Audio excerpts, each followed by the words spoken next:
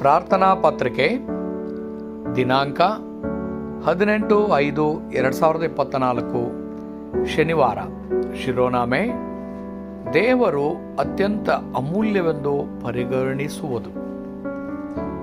ಇಂದಿನ ವಾಕ್ಯ ಭಾಗ 1 ಥೆಸಲೋನಿಕದವರಿಗೆ 2ನೇ ಅಧ್ಯಾಯ ವಚನ 13-16.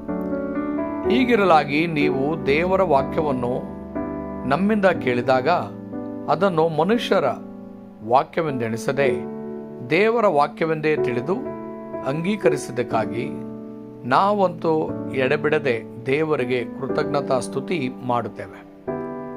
ಅದು ನಿಜವಾಗಿ ದೇವರ ವಾಕ್ಯವೇ. ಅದು ನಂಬುವವರಾದ ನಿಮ್ಮೊಳಗೆ ಬಲವಾಗಿ ಕೆಲಸ ನಡೆಸುತ್ತದೆ.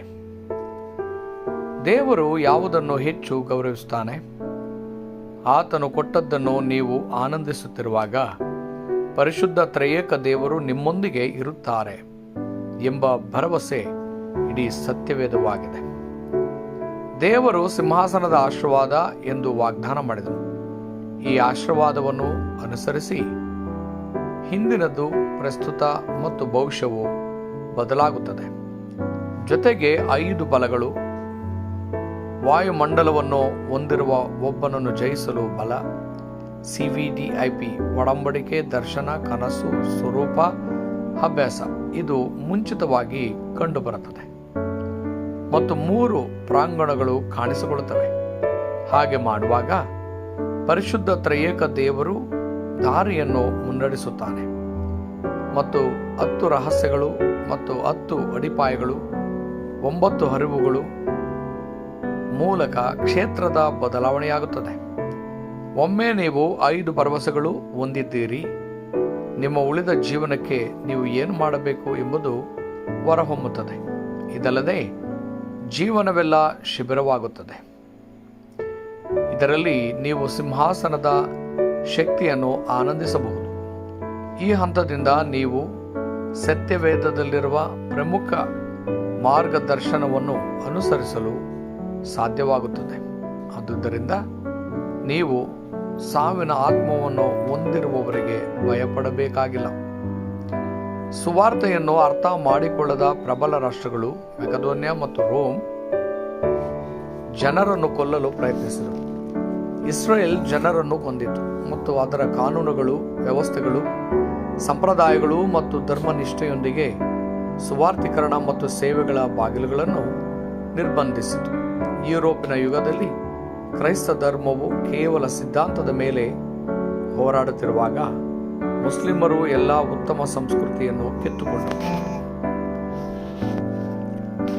ಆದುದರಿಂದಲೇ ಆಶೀರ್ವದಿಸಿ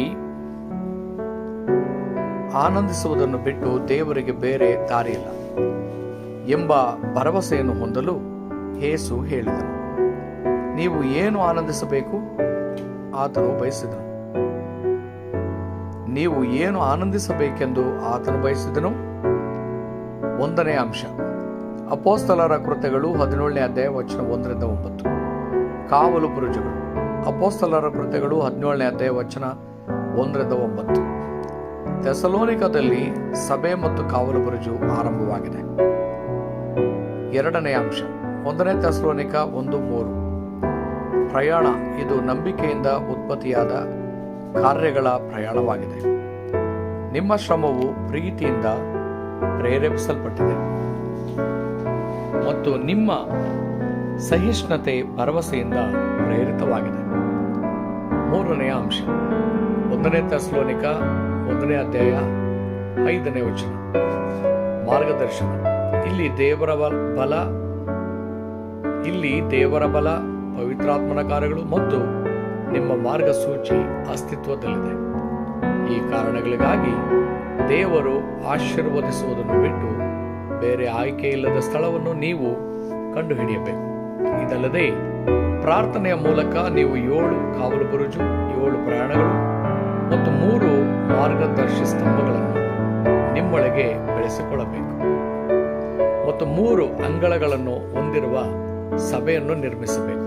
ಇದು ಬಹು ಜನಾಂಗೀಯ ಜನರು ಸೌಕರ್ಯವನ್ನು ಆನಂದಿಸಲು ಮತ್ತು ಸುವಾರ್ತೆಯನ್ನು ಅರಿತುಕೊಳ್ಳಲು ಸಹಾಯ ಮಾಡುವ ಸಭೆಯಾಗಿರಬೇಕು. ಇದು ಕಾವಲು ಬುರುಜು, ಪ್ರಯಾಣಗಳು ಮತ್ತು ಮಾರ್ಗದರ್ಶಿ ಸ್ತಂಭಗಳನ್ನು ರಚಿಸುವ ಸಭೆಯಾಗಿರಬೇಕು. ಜೊತೆಗೆ ಎಲ್ಲ ಸೇವಕರು ಅಲ್ಲಿ ಕೊಠಡಿಗಳನ್ನು ಹೊಂದಿರುವ ಸಭೆಯಾಗಿರಬೇಕು. ಸಭೆಯ ಅಧಿಕಾರಿಗಳು ಬಹು ಜನಾಂಗೀಯ ಜನರು ಮತ್ತು ಟೀಸಿಕೆಗಳು ಮೂರನೇ ಸಂಸ್ಕೃತಿಯ ಮಕ್ಕಳು ವಾಸ್ತವವಾಗಿ ಪ್ರಾರ್ಥಿಸಬಹುದು. ಭಕ್ತಿಯನ್ನು ಹೊಂದಿ ಮತ್ತು ಕೇವಲ ಎಂಬುದನ್ನು ಆನಂದಿಸಿ. ಅಂತಿಮವಾಗಿ ನಿಜವಾಗಿಯೂ ಜನರನ್ನು ಉಳಿಸುವ ಹೊಸ ಆರಂಭವಾಗಿರಬೇಕು. ಒಡಂಬಡಿಕೆ ಪ್ರಾರ್ಥನೆ. ಆತ್ಮೀಯ ದೇವರೇ, ನೀನು ನೀಡಿದ ವಿಷಯಗಳನ್ನು ಆನಂದಿಸಲು ನನಗೆ ಸಹಾಯ ಮಾಡಿ. ಅವುಗಳ ಮೂಲಕ ಇತರರನ್ನು ಉಳಿಸಲು ನನಗೆ ಸಹಾಯ ಮಾಡಿ. ನೀವು ಬಯಸುವ ಸಭೆ ಎಬ್ಬಿಸಲ್ಪಡಲಿ. ಬಹು ಜನಾಂಗೀಯ ಜನರು, ರೆಮಿನೆಂಟ್ಸ್ ಮತ್ತು ಪ್ರಾರ್ಥನೆಯ ಜನರು ಸೇರಬಹುದಾದ ಸಭೆಯನ್ನು ನಿರ್ಮಿಸಲಿ. ಯೇಸು ಕ್ರಿಸ್ತನ ಹೆಸರಿನಲ್ಲಿ ನಾನು ಪ್ರಾರ್ಥಿಸುತ್ತೇನೆ. ಆಮೆನ್.